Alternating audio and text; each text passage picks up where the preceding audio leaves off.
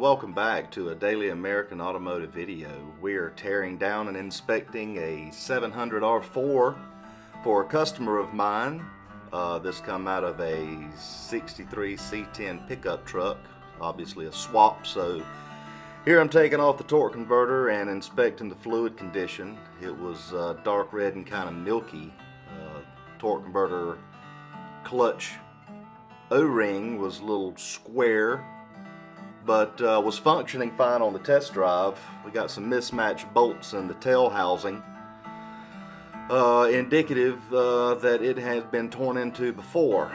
Right here I'm showing some missing teeth on the speedo gear. Now this speedo gear can be swapped out. They're fairly inexpensive, so I've ordered one to replace this broken one here. There's the governor. Right there is some wear pattern that turned out to be a non-issue. I was just putting it in the camera. Alright, taking a screwdriver to all the silicone on the pan. The pan gaskets really don't need silicone unless you're just very unlucky. This one happened to be one of the better, more expensive gaskets that really didn't need silicone in the first place. But as you can see, we've got some material on the bottom of the pan. Blends in with the black pan really well, but the magnet gives it away. We've got a little bit of magic putty there. So that means we've got a clutch pack 2 or 3 or a band that is worn and will show signs of wear, and we're going to get into that in just a moment.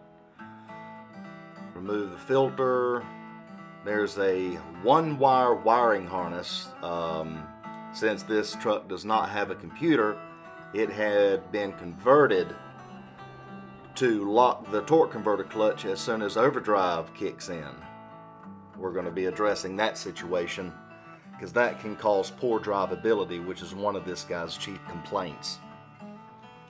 So remove that, inspect the pump, taking off the front. Now's the part where I start running into some modifications other than the wiring harness that had been made. This piston spring configuration is typical of Transgo shift kit installations. That orange spring right there can kind of give it away. Now here you'll notice that I'm trying to pull the last gasket off of the case side of the valve body, and it's coming off in sections.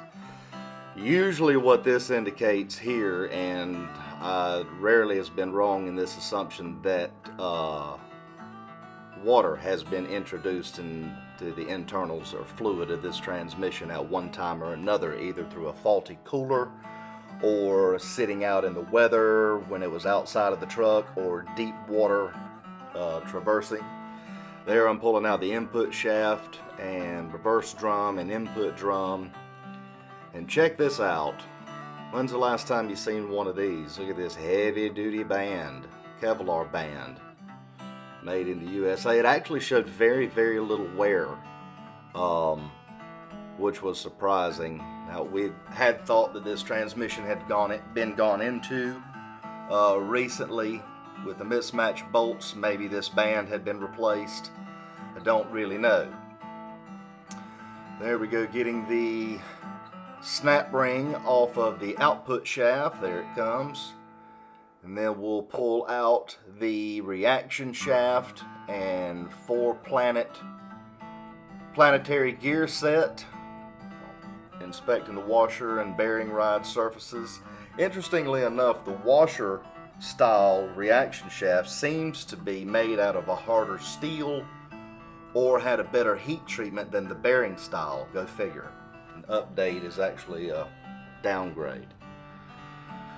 So that all checked out pretty good in the preliminary inspection. Bearing looks good. Then we're going to pull out the sun shell.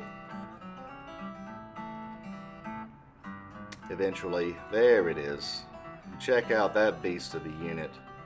That looks like monster or beast style sun shell. I know I'm out of frame, but I'm inspecting the patent number on it there to see if I can get anything off of that. Alright, the last snap ring of the internals, and here comes the low roller clutch. It's a one-way clutch. kind of like the sprag in the input drum. So check that for any obvious signs of wear. They're usually pretty robust and resilient. Not many problems with those.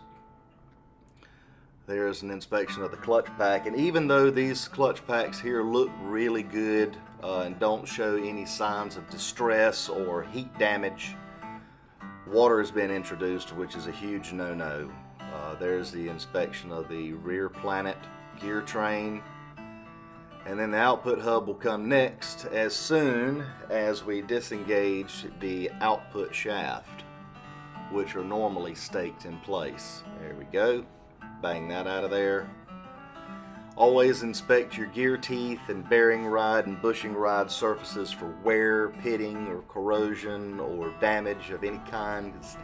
Anything that'll catch your fingernail there is a no-go. Alright, so this was a recent rebuild. I was kind of surprised to see the old style gear train hub in the back. There's an updated version that has a smooth radius instead of all those steps. Alright, well that's going to do it for part 1 of this teardown and inspection video. Tune in for part 2 where we go through the input drum and all the clutches and pressure check the drum. Make sure we've got a good rebuildable unit. Don't forget to like and subscribe and comment below with any suggestions. See you later.